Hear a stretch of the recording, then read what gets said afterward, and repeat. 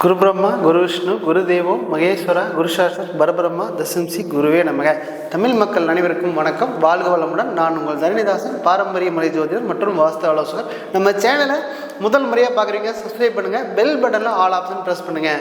இப்போ தை மாதத்துக்கு பலன் பற்றி பார்க்க போகிறோம். எந்த ராசிக்கு அப்படின்னு கேட்டிங்கன்னா மிதுன ராசிக்கு பார்க்க போகிறோம். அப்போ மிதுன ராசியில் தை மாத கிரக அடைவில் எப்படி இருக்குன்னு பார்த்தீங்கன்னா, உங்கள் ராசிக்கு 4ஆம் இடத்துல கேது பகவானும், உங்கள் ராசியாதிபதி 7ஆம் இடத்துலையும், உங்களுக்கு 8ஆம் இடத்துல சூரிய பகவானும், உங்களுக்கு 9ஆம் இடத்துல சனி பகவான், சுக்கிர பகவான் மற்றும் பார்த்திங்கன்னா 10ல் ராகு பகவான் நிற்கிறாரு.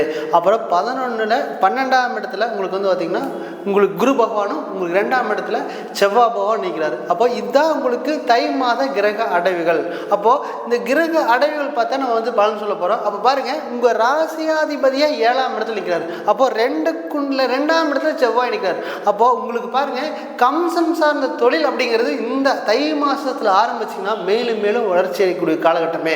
ஏன்னா 2ல் செவ்வாய் இருந்தால் பூமி மூலியமா லாபம் வரணுங்கிறது இந்த ராசி மிதுன ராசிக்கு இருக்க போகுது. அப்போ மிதுன ராசினா ஒரு முடிவு எடுக்கிறதுக்கு அதிகமாக யோசனை பண்ணக்கூடிய ராசினா இந்த மிதுன ராசி தான். பாருங்க, இரட்டைத்தன்மை உடைய ராசினால நண்பர்கள் வட்டாரம் ஏராளமானவர் வச்சிருப்பீங்க.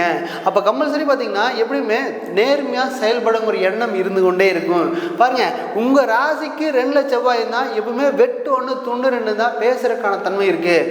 கொஞ்சமா சாப்பிடுங்க, அது ருசியா வேணுங்கிற எண்ணம் இந்த ஜாதகத்துக்கு உங்களுக்கு எப்பவுமே இருக்கக்கூடிய காலகட்டம். அது மட்டும் இல்லாம இந்த மிதுன ராசியில உங்களுக்கு 4ஆம் அதிபதி அப்படிங்கிறத புதன் பகவானே 7ஆம் இடத்துல நிற்கிறாரு. அப்போ கம்பல்சரி கம்சன் சார்ந்த தொழில் அப்படிங்கிறது இந்த மிதுன ராசிக்கு இந்த தை மாதம் உகந்த தொழிலாக இருக்க போகுது.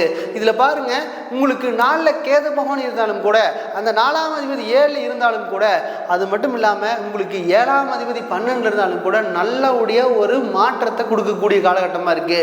நண்பர்கள் மூலியமா நல்ல லாபம் வரக்கூடிய காலகட்டமாக இருக்கு.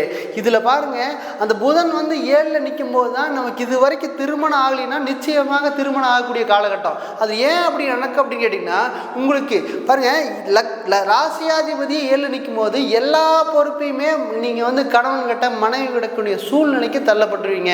இல்லை நம்ம யாருக்கிட்டையுமே இல்லை, ஆல்ரெடி கல்யாணம் ஆயிடுச்சுன்னா நீ நண்பர்கள்கிட்ட நீங்கள் கொடுக்கக்கூடிய தன்மையாக இருக்க போது. பாருங்க, அந்த உபய ராசி இருக்கிறதுனால உங்களுக்கு குரு பகவான் 12ஆம் இடத்துல இருக்கிறதுனால நீங்கள் எப்பவுமே பண விஷயத்தில் சற்று கவனமாக இருக்கிறது மிக மிக சிறப்பான அமைப்பு. இல்லை நான் வந்து பார்த்தீங்கன்னா தொழில் செய்யும் போது எல்லாத்தையும் கொடுத்துட்டேன். பாருங்க, எல்லாத்தையும் கொடுத்தாலும் அதிகமாக ஏமாற்றத்தை சந்திக்கக்கூடிய ராசி இந்த மிதுன ராசி தான். ஏன் அப்படின்னு கேட்டிங்கன்னா, இந்த உபய ராசி தான் பெரிய ஏமாற்றத்தை சந்திக்கக்கூடிய ராசி. இதில் பாருங்க, 10ல் ராகு பவன் இருக்கும்போது இந்த தொழிலில் நிறைய லாபம் வரும்னு நினச்சி அதிகமாக இன்வெஸ்ட் பண்ணியிருப்பீங்க.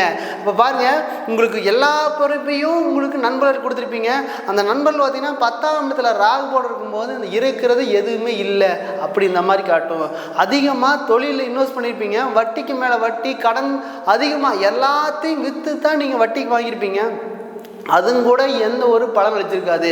தொழிலில் ஒரு லாபமே இல்லையே, எனக்கு எப்போத்தான் லாபம் கிடைக்கும் அப்படின்னு கேட்டிங்கன்னா, உங்களுக்கு குருபவன் உங்கள் ராசிக்கு வரும்போது உங்களுக்கு நல்லபடிய லாபத்தை கொடுக்கும். அது மட்டும் இல்லாமல் அந்த சூரியன் வந்து பார்த்திங்கன்னா உங்களுக்கு 8ஆம் இடத்துல இருக்காரு. அப்போ அரசாங்க விஷயத்தில் நீங்கள் வந்து எந்த ஒரு முடிவெடுத்தாலும் கவனமாக முடிவெடுங்க.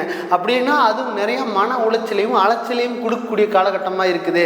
இதில் 4ல் கேது பவன் இருந்தால் 100% பார்த்திங்கன்னா அந்த பூமி மூலிமா இடத்த மூலிமா லோன் வாங்கினீங்கன்னா அது சீக்கிரமாக அடைய கூடிய காலகட்டமா இருக்கு.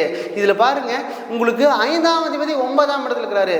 பாருங்க, உங்களுக்கு இது வரைக்கும் கல்யாணம் ஆகி குழந்தை இல்லை அப்படின்னா 5ஆம் இடம் அப்படிங்கிறது உங்களுக்கு குழந்தை. அந்த குழந்தை குறிக்கிற ஸ்தான கருமகாரகனான சனி பகவான் கூட இருக்கும் பொழுது குழந்தை அப்படிங்கிறது நிச்சயமாக கிடைக்கக்கூடிய காலகட்டம். 3 வருஷம் 5 வருஷம் 7 வருஷம் ஆனாலும் கூட இந்த தை மாதம் உங்களுக்கு ஒரு நல்ல மாதம் தான். ஏன் அப்படின்னு கேட்டிங்கன்னா, உங்களுக்கு கர்மகாரன் கூட அந்த அப்படி 5ஆம் அதிபதி சேரும்போது அப்படியே அதை வாரி வழங்கக்கூடிய தன்மையாக அந்த குழந்தை பேர் சார்ந்த விஷயத்தை உங்களுக்கு நல்லபடியாக சப்போர்ட் செய்யக்கூடிய காலகட்டமாக இருக்க போகுது. அது மட்டும் இல்லாமல் உங்களுக்கு 7ஆம் இடத்துல அதிபதி 12 இருக்கிறாரு. அப்போ நண்பர்கள்கிட்ட கொஞ்சம் கவனமாக இருக்கணும். அப்படி இல்லைன்னா அதிகமாக ஏமாற்றத்தை சந்திக்கக்கூடிய ராசியாக இருக்க போது. இல்லைங்க, எனக்கு பாக்கியாதிபதி அஷ்டமாதிபதியும் 9 நிற்கிறாரு. அப்போ அஷ்டம் அப்படிங்கிறது 8ன்னு சொல்லாங்க. அந்த 8ஆம் இடம் திடீர் அதிர்ஷ்டத்தை கொடுக்கக்கூடிய அமைப்பே 9ஆம் இடத்துல இருக்கும்போது இது வரைக்கும் அப்பா எந்த சப்போர்ட்டுமே செய்யலாம். இந்த காலகட்டத்தில் அப்பாவோட உடல் ஆரோக்கியத்தை மட்டும் கொஞ்சம் கவனம் எடுத்து பார்த்துக்குங்க. அவர் எல்லா வளத்தையுமே உங்களுக்கு கொடுக்க காலகட்டமாக இருக்குது. காசு, வளம், சொத்து, சுகம் எல்லாமே இந்த காலகட்டத்தில் நல்லபடியாக கொடுக்கக்கூடிய காலகட்டமாக இருக்குது. ஏன்னா உங்களுக்கு சனி பகவான் உங்கள் ராசிக்கு 9ஆம் இடத்துல ஆட்சியாகிறாரு. அது மட்டும் இல்லாமல் உங்களுக்கு 5ஆம் அதிபதியை கூட சனிபான் கொடுக்கறனால அந்த பூர்வீகம் சார்ந்த விஷயம் அப்படியே உங்களுக்கு வாரி வழங்கி இந்த பண்ணியே வச்சுப்பா அப்படின்னு கொடுக்கக்கூடிய காலகட்டமாக இருக்குது. இதில் பாருங்கள், இந்த 11ஆம் அதிபதி அப்படிங்கிறது உங்களுக்கு சகோதரன் ஸ்தானம் சொல்லலாம். அந்த சகோதரன் ஸ்தானாதிபதி உங்கள் 2ஆம் இடத்துல இருக்கிறனால அவங்க கூட கொஞ்சம் கவனமாக இருக்கிறது மிக சிறப்பான அமைப்பு. இல்லைனா அவங்க கூட அதிகமாக கருத்து வேறுபாடு ஒரு மனச்சங்கடம் கம்பல்சரி சந்திக்கக்கூடிய காலகட்டமாக இருக்க போகுது. அதில் மட்டும் கொஞ்சம் கவனமாக பார்த்துக்குங்க. அது மட்டும் இல்லாமல் தம்பி பாருங்கள், சம்பாரித்த சொத்து பூராமே அப்பா அம்மா அவங்க வேண்டி கொடுக்க வேண்டிய சூழ்நிலைக்கு இந்த கிரகநிலை சூழ்நிலை கொடுத்துரும். இதில் பாருங்கள், உங்களுக்கு எது வருமோ கம்பல்சரி வரக்கூடிய காலகட்டத்தில் சனி பகவான் கொடுக்காம போக மாட்டார்.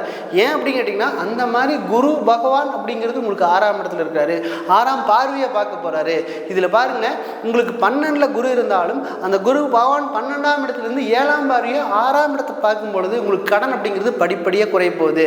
இதில் பாருங்கள், இது சொத்துக்காக தொழிலுக்காக கடன் வாங்கினாலும் கூட, சொத்து வாங்குறதுக்காக கடன் வாங்கினாலும் கூட, திருமணத்துக்காக கடன் வாங்கினா போல 100% பார்த்தீங்கன்னா உங்களுக்கு 6ஆம் அதிபதியான செவ்வாய் பகவான் 2ஆம் இடத்துல இருக்கும் பொழுது கடன் அப்படிங்கிறது நிச்சயமாக படிப்படியாக குறையக்கூடிய காலகட்டமே இந்த தை மாதம் இருக்க போகுது.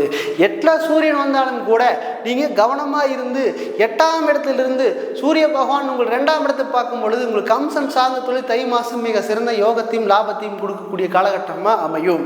இது நல்லபடியாக தை மாதம் வழி பிறந்தால் தை பிறந்தால் வழி பிறக்கும்னு ஒரு பழமொழி இந்த மிதுன ராசிக்கு நல்ல மாற்றத்தையும் முன்னேற்றத்தையும் கொடுக்கக்கூடிய அமைப்பாக இருக்க போகுது. நான் உங்களிடமிருந்து விடைபெறுவது தரணிதாசன், பாரம்பரிய முறை ஜோதிடர் மற்றும் வாஸ்து ஆலோசகர். நன்றி, வணக்கம்.